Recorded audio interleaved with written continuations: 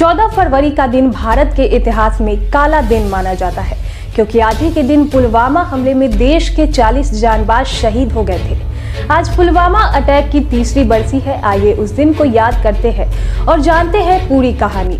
14 फरवरी 2019 को जम्मू श्रीनगर राष्ट्रीय राजमार्ग से करीब 2500 जवानों को लेकर 78 बसों में सीआरपीएफ का काफिला गुजर रहा था। सड़क पर उस दिन भी सामान्य आवाजाही थी, लोग अपने अपने काम में आ जा रहे थे। सीआरपीएफ का काफिला पुलवामा पहुंचा ही था, तभी सड़क की दूसरी तरफ से आ रही एक कार ने सीआरपीएफ के काफिले के साथ चल रहे वाहन में टक्कर मार दी और जैसे ही सामने से आ रही एसयूवी जवानों के काफिले से टकराई, वैसे ही उसमें विस्फोट हो गया। इस घातक हमले में सीआरपीएफ के 40 बहादुर जवान मौके पर ही शहीद हो गए। धमाका इतना जबरदस्त था कि कुछ देर तक सब कुछ धुआं धुआं हो गया और जैसे ही धुआं हटा, वहां का दृश्य इतना भयावह था कि इसे देख पूरा देश रो पड़ा। उस दिन पुलवामा में जम्मू श्रीनगर राष्ट्रीय राजमार्ग पर जवानों के शव इधर उधर बिखर पड़े थे। चारों तरफ खून ही खून और जवानों के शरीर के टुकड़े दिख रहे थे। जवान अपने साथियों की तलाश में जुटे थे। सेना ने बचाव कार्य शुरू किया और घायल जानबाजों को तुरंत ही अस्पताल ले जाया गया।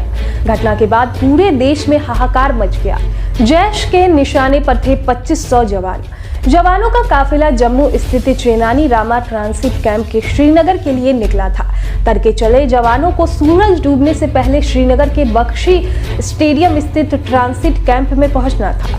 यह सफर करीब 320 किलोमीटर लंबा था और सुबह 3:30 से जवान सफर कर रहे थे। 78 बसों में 2500 जवानों को लेकर काफिला जम्मू से रवाना हुआ था, लेकिन पुलवामा में ही जैश के आतंकियों ने इन जवानों को निशाना बना लिया, जिसमें कई जवान शहीद हो गए। जवानों के इस काफिले में कई जवान छुट्टी पूरी करके ड्यूटी पर वापस लौटे थे। वहीं बर्फबारी की वजह से जो जवान श्रीनगर जाने वाले थे, वो भी इसी काफिले में बसों में सवार थे।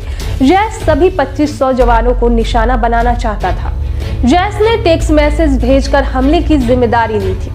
हमले के बाद सीआरपीएफ अधिकारी की ओर से इस हमले के बारे में जानकारी दी गई। उन्होंने उस समय बताया था कि काफिले में करीब 70 बसें थी और इसमें से एक बस हमले की चपेट में आ गई। काफिला जम्मू से श्रीनगर की तरफ जा रहा था।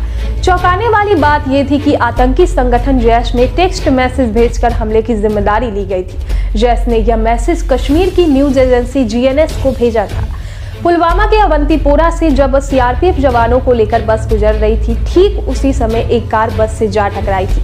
यह कार पहले से ही हाईवे पर खड़ी थी।